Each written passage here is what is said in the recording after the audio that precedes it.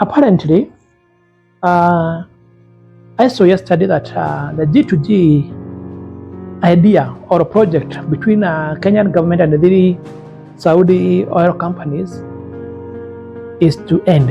And Kenya is pulling away and has informed IMF regarding this matter that the G2G has failed. I feel like this is a very big failure for Kenya Kwanza government and Ruto and himself.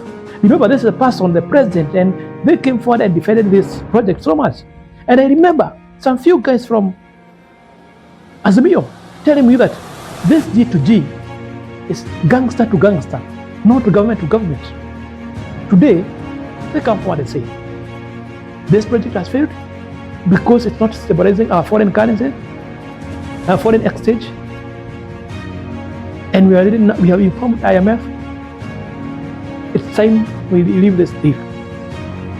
The question is, does this justify what some few guys in Azimio, especially, I think Safuna Pia said this, that this is not government to government, it's gangster to gangster. And today now, Kenya Kwanza admits failing. Remember, there's a series people promised us that they will have a housing project that will give Maboga nyumba na 6K. So hizo wanazipeana na 300K and above deposit and 16,000 per month plus. I don't know how to talk sense to the Kenya Kwanza government, because most of the bloggers are silent in this who defend Kenya Kwanza, and they have forgotten that there's a very important factor here, that just because you support Kenya Kwanza doesn't mean that you can't tell them when they're lying. Doesn't mean that you can't tell them when they're making mistakes. Because it's now clear that 2024, so far now we have two failures in Kenya Kwanza government, major failures. Because I remember the president came forward and said, yes, this G2G is the best thing. Wacha watu wazima kuja kutubia nini? Now, 3 months down the line, G2G is not working, we need to quit it. We need to quit this deal. What are you confirming? That it was never government to government, but it was rather gangster to gangster. And some people have made money enough now, they can quit. Very sad situation.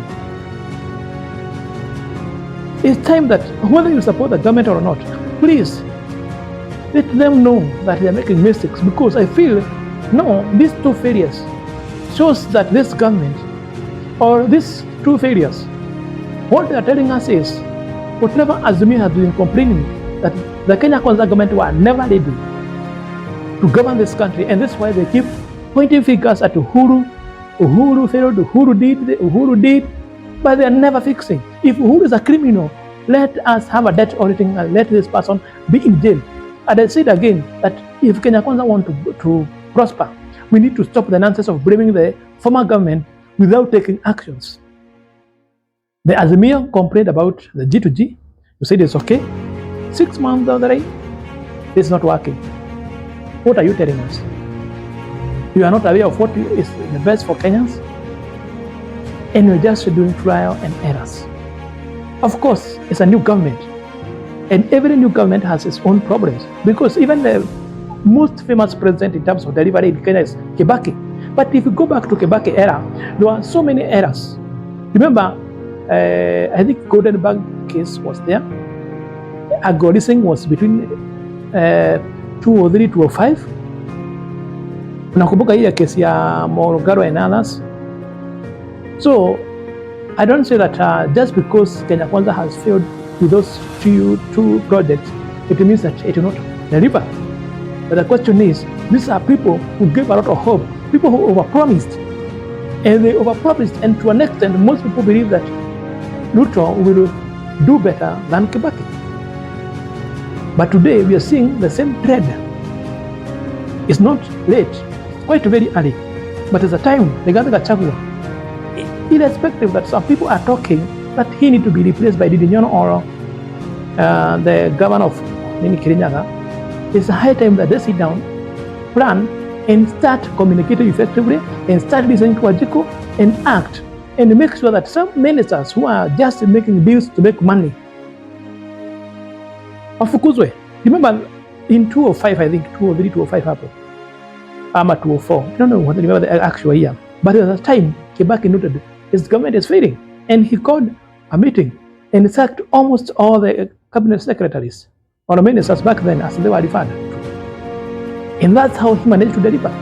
It's a high time that President Ruto and DP Gachagua sit down and make those changes that matters. Otherwise, 2027, they will not be in power unless they still vote or they remain in power through illegal means like a coup and other things. Do you agree with me? Let's meet in the next video. Leave a comment there down. Tutaongea next.